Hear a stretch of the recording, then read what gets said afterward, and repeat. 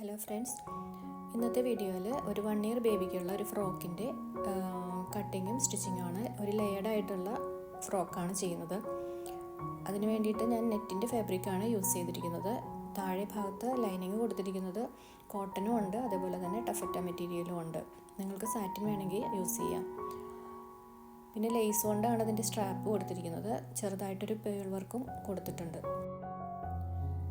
ഇതിൻ്റെ ബോഡീസ് ചെയ്തിരിക്കുന്നത് ഒരു ഡിസൈനർ ഫാബ്രിക് വെച്ചിട്ടാണ്. സെയിം മെറ്റീരിയൽ വെച്ചിട്ട് തന്നെയാണ് അതിൻ്റെ ബോ ചെയ്തിരിക്കുന്നത്. ബാക്കിൽ വരുന്ന ബോയും ചെയ്തിരിക്കുന്നത്. അതിൻ്റെ കൂടെ ആ ലേസ് കൂടെ ആഡ് ചെയ്ത് കൊടുത്തിട്ടുണ്ട്. അപ്പോൾ നിങ്ങൾക്ക് ഈ ഫ്രോക്ക് ഇഷ്ടപ്പെട്ടാലോ ഒന്ന് ലൈക്ക് ചെയ്യണം കേട്ടോ. അതേപോലെ ഫസ്റ്റ് ടൈമാണ് കാണുന്നതെങ്കിൽ ഒന്ന് സബ്സ്ക്രൈബ് കൂടി ചെയ്യുക. അപ്പോൾ നമുക്ക് ഫസ്റ്റ് ഇതിൻ്റെ ലൈനിങ് ഒന്ന് കട്ട് ചെയ്തെടുക്കാം. അതിന് സ്കേർട്ടാണ് ആദ്യം കട്ട് ചെയ്യുന്നത്. അംബ്രല്ല കട്ടിങ്ങിലാണ് സ്കേർട്ട് വരുന്നത്. അപ്പോൾ ആ രീതിയിൽ നമുക്ക് അതിനെ ഒന്ന് കോണായിട്ട് മടക്കിയിട്ടിട്ട് വേണം കട്ട് ചെയ്യാനായിട്ട്. ഇതുപോലെ സൈഡിലേക്ക് കോണായിട്ട് മടക്കി വയ്ക്കാം. ലെങ്ത്ത് ഒരു 15 ഇഞ്ചും അതുപോലെ വേസ്റ്റ് ഒരു 5.5 ഇഞ്ചും വരുന്ന രീതിയിലാണ് മടക്കി വയ്ക്കേണ്ടത്, മാർക്ക് ചെയ്ത് കൊടുക്കേണ്ടത്. അപ്പോൾ ആ വേസ്റ്റിൻ്റെ ഭാഗത്ത് ഒരു 5.5 ഇഞ്ച് കിട്ടുന്ന രീതിയിൽ മാർക്ക് ചെയ്തിട്ട് താഴേക്ക് ഒരു 15 ഇഞ്ച് കൂടി മാർക്ക് ചെയ്ത് കൊടുക്കാം. സ്കേർട്ടിൻ്റെ ലെങ്ത്ത് 15 ഇഞ്ച് വരുന്ന രീതിയിൽ മാർക്ക് ചെയ്ത് കൊടുക്കാം. 15 അല്ലെങ്കിൽ 14 മതി മാർക്ക് ചെയ്ത് കൊടുക്കാം. ഇനി അതിനെ കട്ട് ചെയ്തെടുക്കാം.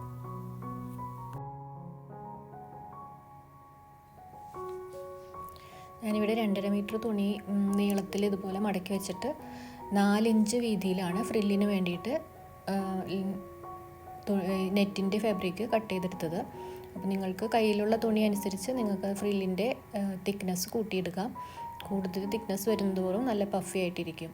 അപ്പോൾ അതിനനുസരിച്ച് നിങ്ങളും ഫ്രില്ല് ഇതുപോലെ തന്നെ സ്റ്റിച്ച് ചെയ്തെടുക്കണം. 4 ഇഞ്ച് വീതിയിലുള്ള ഫ്രിൽസ് തയ്ച്ച ശേഷം ഓരോ ലെയറായിട്ട് ഇതിൻ്റെ ലൈനിങ്ങിൻ്റെ മുകളിൽ വെച്ചിട്ട് ഇതുപോലെ തയ്ച്ചെടുക്കണം. എല്ലാം ഒരു ഫ്രില്ല് അടുത്ത ഫ്രില്ലിൻ്റെ മുകളിലേക്ക് കയറിയിരിക്കുന്ന രീതിയിൽ വേണം വരാനായിട്ട്. ലൈനിങ് കാണാത്ത രീതിയിൽ വേണം മാർക്ക് ചെയ്തിട്ട് സ്റ്റിച്ച് ചെയ്ത് കൊടുക്കാനായിട്ട്. ഞാനിവിടെ 4 ലെയറായിട്ടാണ് കൊടുത്തിരിക്കുന്നത്. ഓരോ ഫ്രിൽസും ഡബിൾ ലെയറായിട്ട് 1-2 ലെയർ നമുക്ക് അതിൻ്റെ മുകളിൽ വെച്ചിട്ട് തയ്ച്ചു കൊടുക്കാം. കാരണം നല്ല തിക്നെസ്സിൽ വരുമ്പോഴാണ് അതിന് ഭംഗി കൂടുതലുണ്ടാവുന്നത്.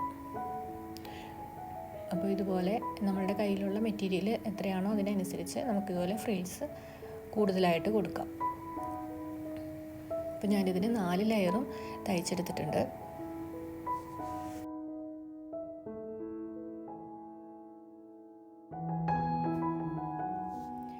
ഇതുപോലെ 2 ലൈനിങ് പീസ് നമുക്ക് കട്ട് ചെയ്തെടുക്കാം.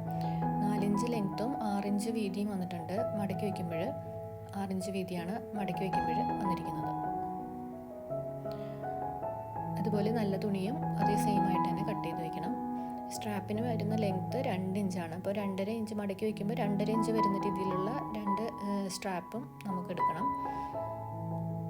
അപ്പോൾ ടോട്ടലായിട്ട് 6.5 ഇഞ്ച് നമുക്ക് ബോഡി ലെങ്ത്ത് വരുന്നുള്ളൂ. നമ്മളുടെ ഈ സ്ട്രാപ്പ് വെച്ച ശേഷം നമുക്കതിൻ്റെ സ്ട്രാപ്പിൻ്റെ അകലം മാർക്ക് ചെയ്ത് കൊടുക്കുക. അതേപോലെ തന്നെ ഷോൾഡറിൻ്റെ ഭാഗത്തുനിന്ന് കൈക്കുഴി ഇതുപോലെ ഒന്ന് താഴേക്ക് എക്സ്റ്റെൻഡ് ചെയ്ത് വരച്ചു കൊടുക്കാം. ആ സ്ട്രാപ്പ് കഴിഞ്ഞിട്ട് വരുന്ന ഭാഗത്തേക്ക് നമുക്ക് ടോട്ടലായിട്ട് 4 ഇഞ്ച് വരണം. അപ്പോൾ ആ 2 ഇഞ്ചും ബാക്കി 2.25 ഇഞ്ചെങ്കിലും താഴേക്കും കൂടി വരച്ചിട്ട് വേണം നമ്മൾ കൈക്കുഴി താഴേക്ക് മാർക്ക് ചെയ്ത് കട്ട് ചെയ്യാനായിട്ട്. ലൈനിങ്ങിൻ്റെ മുകളിൽ വെച്ചിട്ട് സാറ്റിൻ ലൈനിങ്ങിൻ്റെ മുകളിൽ ആദ്യം നല്ല തുണി വെച്ചതുപോലെ ഒന്ന് സ്റ്റിച്ച് ചെയ്ത് കൊടുക്കാം. സെയിം ആയിട്ട് തന്നെ നമുക്ക് കോട്ടൺ ലൈനിങ്ങും കട്ട് ചെയ്യേണ്ടതുണ്ട്.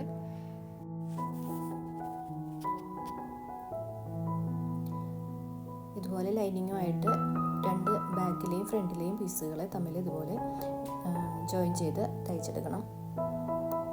എല്ലാ ഭാഗവും തയ്ച്ചെടുത്തു. ഇനി സെയിം ആയിട്ട് തന്നെ നമുക്ക് ഒരു കോട്ടൻ്റെ പീസും കൂടി കട്ട് ചെയ്തെടുക്കണം. ഇപ്പോൾ ബാക്കിൽ നമുക്ക് ഓപ്പണ് വേണ്ടിയിട്ട് അതൊന്ന് സെൻറ്റർ ഭാഗത്ത് കട്ട് ചെയ്യാം. ഇതുപോലെ സ്ട്രാപ്പിന് വേണ്ടിയിട്ട് ഞാൻ ലേസാണ് എടുത്തിരിക്കുന്നത്. ഈ ലേസിനെ നല്ല തുണിയുടെ മുകളിൽ ഇതുപോലെ വെച്ചിട്ട് അതിൻ്റെ മുകളിൽ കോട്ടൻ്റെ ലൈനിങ് കൂടി വെച്ചിട്ടാണ് തയ്ച്ചിട്ട് മറിച്ച് എടുക്കുന്നത്. ഇഞ്ച് വിട്ട് നെക്കിൻ്റെ വിട്ടകലം നോക്കിയിട്ട് വേണം വെച്ച് കൊടുക്കാനായിട്ട്. ഞാനിവിടെ 2 ഇഞ്ച് വരുന്ന രീതിയിലാണ് 2 സൈഡിലേക്കുമായിട്ട് വെച്ച് കൊടുത്തിരിക്കുന്നത്. അപ്പോൾ 4 ഇഞ്ച് ടോട്ടലായിട്ട് നെക്ക് വിട്ട് വരുന്നുണ്ട്.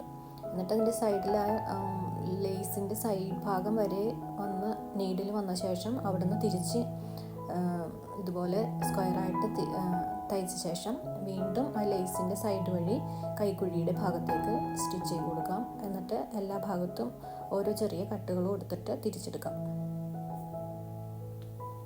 ഇനി 2 ഇഞ്ച് കറക്റ്റ് 2 ഇഞ്ച് വരുന്ന രീതിയിൽ സ്ട്രാപ്പിൻ്റെ ലെങ്ത്ത് വരുന്ന രീതിയിൽ ആവശ്യത്തിന് എടുത്തിട്ട് കട്ട് ചെയ്ത് കളയാൻ. ബാക്കിയുള്ളത് ഒരു 1/2 ഇഞ്ച് നമുക്ക് കൂടുതലായിട്ട് അതിൻ്റെ ഉള്ളിലേക്ക് തയ്യൽ തുമ്പ് പോകാൻ വേണ്ടിയിട്ടുള്ളത് നിർത്തിയിട്ട് വേണം കട്ട് ചെയ്യാനായിട്ട്. ഞാനിവിടെ 2 ഇഞ്ച് ലെങ്ത്ത് കിട്ടുന്ന രീതിയിലാണ് നെക്കിൻ്റെ ലെങ്ത്ത് എടുത്തിരിക്കുന്നത്, സ്ട്രാപ്പിൻ്റെ ലെങ്ത്ത് എടുത്തിരിക്കുന്നത്. എന്നിട്ട് സെയിം ആയിട്ട് തന്നെ നേരത്തെ ചെയ്ത പോലെ തന്നെ നല്ല തുണിയുടെ മുകളിൽ സ്ട്രാപ്പ് വെച്ച ശേഷം കോട്ടൺ തുണി അതിൻ്റെ മുകളിൽ വെച്ചിട്ട് കൈക്കുഴിയുടെ സൈഡ് തുടങ്ങിയിട്ട് ഇതുപോലെ തയ്ച്ചെടുക്കാം.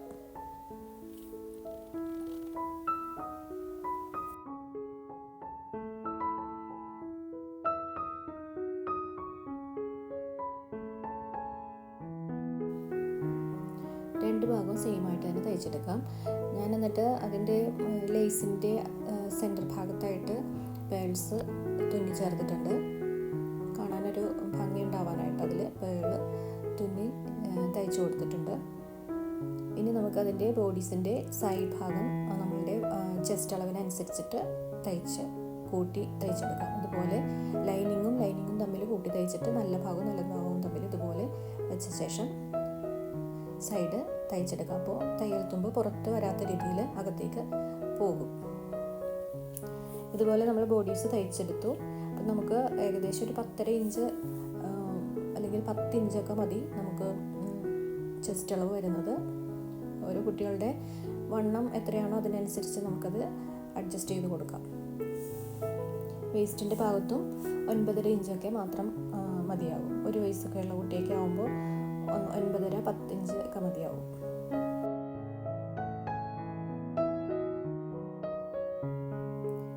ഇനി കോട്ടൺ ലൈനിങ്ങിൻ്റെ സ്കേർട്ട് കോട്ടൺ ബോഡീസുമായിട്ട്, അതായത് ലൈനിങ്ങുമായിട്ട് ഇതുപോലെ അകത്തേക്ക് പോകുന്ന രീതിയിൽ, സ്റ്റിച്ച് അകത്തേക്ക് പോകുന്ന രീതിയിൽ വെച്ചിട്ട് തയ്ച്ചെടുക്കാം. അതിനുശേഷം ഫ്രിൽസ് വരുന്ന ഭാഗത്ത് നല്ല തുണിയുടെ മുകളിൽ വെച്ചിട്ട് സ്കേർട്ട് തയ്ച്ചെടുക്കാം. ആദ്യം നമുക്ക് ആ ലൈനിങ്ങിൽ ഞാൻ കട്ട് വർക്ക് വരുന്ന ഭാഗം പുറത്തേക്ക് ആക്കിയിട്ടാണ് ചെയ്യുന്നത്. അപ്പോൾ അതുകൊണ്ട് അത് മാത്രം അകത്തേക്ക് തള്ളി വെച്ചിട്ട് ലൈനിങ്ങിലാണ് സ്കേർട്ട് തയ്ച്ച് ചേർക്കുന്നത്. സാധാരണ തുണിയാണ് ചെയ്യുന്നതെങ്കിൽ നമുക്ക് സ്കാലപ്പ് ഇല്ലാത്തതാണെന്നുണ്ടെങ്കിൽ നമുക്ക് 2 തുണികളുടെയും മുകളിൽ വെച്ചിട്ട് തന്നെ സ്കേർട്ട് തയ്ച്ചു കൂട്ടാം. അതിനുശേഷം ബാക്കിൽ നമുക്ക് സിബ് വയ്ക്കുകയോ അതല്ലെങ്കിൽ പടി വെച്ചിട്ട് ബട്ടൺസ് വെച്ച് കൊടുക്കുകയോ ചെയ്യാം. ഇനി സ്ട്രാപ്പിൽ ഞാൻ ഇപ്പുറത്തെ സൈഡിലും ഇതുപോലെ പേൾസ് തയ്ച്ച് പിടിപ്പിക്കുന്നതാണ്. അതുപോലെ തന്നെ ഒരു ബോ കൂടി ഉണ്ടാക്കിയിട്ട് ബാക്ക് സൈഡിൽ വെച്ച് കൊടുക്കുന്നുണ്ട്. അപ്പോൾ ഈ വീഡിയോ നിങ്ങൾക്ക് ഇഷ്ടപ്പെട്ടാൽ ലൈക്ക് ചെയ്യണം. പുതിയതായിട്ട് കാണുന്നവരാണെങ്കിൽ ഒന്ന് സബ്സ്ക്രൈബ് ചെയ്യണം. അതേപോലെ എൻ്റെ ഇൻസ്റ്റാഗ്രാം അക്കൗണ്ട് കൂടി ഒന്ന് ഫോളോ ചെയ്യാൻ മറക്കരുതേ. ഇതുപോലുള്ള ഫ്രോക്സും അതേപോലെ തന്നെ ചുരിദാർ മെറ്റീരിയൽ എല്ലാം അവൈലബിൾ ആണ്. അപ്പോൾ നിങ്ങൾക്ക് താല്പര്യം ഉണ്ടെങ്കിൽ ഒന്ന് ഫോളോ ചെയ്യാൻ മറക്കരുത്. മറ്റുള്ളവർക്ക് ഒന്ന് ഷെയർ ചെയ്ത് കൂടി കൊടുക്കുക.